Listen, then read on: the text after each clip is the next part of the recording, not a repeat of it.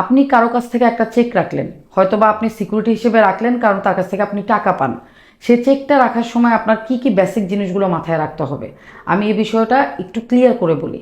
প্রায় সময় দেখা যায় যে একজনকে আপনি টাকা দিলেন, টাকা রিকভারি করতে পারছেন না, আপনার একটা সিকিউরিটি দরকার, হয়তোবা তার সাথে আপনার কোনো এগ্রিমেন্টও নাই। সেই ক্ষেত্রে আপনি যে চেকটা রাখবেন, শুধু চেকটা রাখলেই কিন্তু হবে না। চেক একটা খুবই সেন্সিটিভ বিষয়। সো এই বিষয়টা রাখার সময় আপনাকে কয়েকটা স্টেপ ফলো করতে হবে। শুরুতে দেখতে হবে যে পুরো চেকটা প্রপার ওয়েতে ফিল আপ করা হয়েছে কিনা। চেকের নাম, টাকার অ্যামাউন্ট, সিগনেচার এবং অবশ্যই তারিখ, এই জিনিসটা আপনি কনফার্ম হবেন। এবং একটা জিনিস মাথায় রাখবেন, যেই ডেটের তারিখে আপনি চেকটা নেবেন তার ঠিক 6 মাস পর্যন্তই কিন্তু চেকটার মেয়াদ থাকবে। 6 মাস পরে কিন্তু এই চেকের আর কোনো মেয়াদ থাকবে না।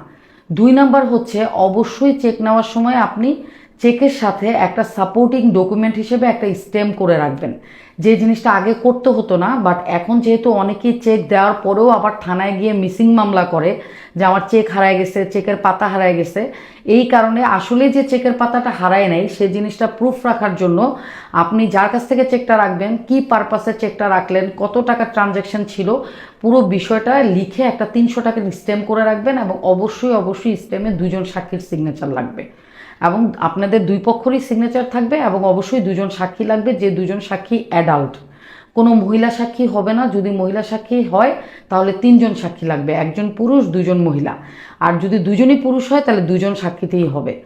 আর 3 নাম্বার যে জিনিসটা আপনাকে মাথায় রাখতে হবে সেটা হচ্ছে যে যদি 6 মাসের পর পার হয়ে যায় চেকটা, তাহলে কিন্তু ওই চেকটার আর কোনো ভ্যালিডিটি থাকবে না। সো যদি 6 মাসের মধ্যে আপনি টাকার চেকটা অনার করাতে পারেন তাহলে তো আপনি বেঁচে গেলেন। আর যদি কোনো কারণে 6 মাসের মধ্যে আপনি টাকাটা আপনার ডিজঅনার হয়ে যায়, 6 মাসের মধ্যে মেয়াদ থাকলে আপনি চেকের মামলা করতে পারবেন, যেটাকে আমরা বলি অ্যানায়েক্টের মামলা 138-এর। আর যদি কোনো কারণে চেকটা 6 মাস পার হয়ে যায় তাহলে কি আপনি টাকা পাবেন না? আপনি অবশ্যই টাকা পাবেন, কিন্তু সেক্ষেত্রে আপনি আর 138-এর অ্যানায়েক্টের মামলা করতে পারবেন না। সেক্ষেত্রে ওই ভদ্রলোকের নামে আপনার 420-406-এর ফ্রডের মামলা করতে হবে। দুইটাই ম্যাজিস্ট্রেট কোর্টে হবে, কিন্তু দুইটার প্রসেসটা একদমই ডিফারেন্ট।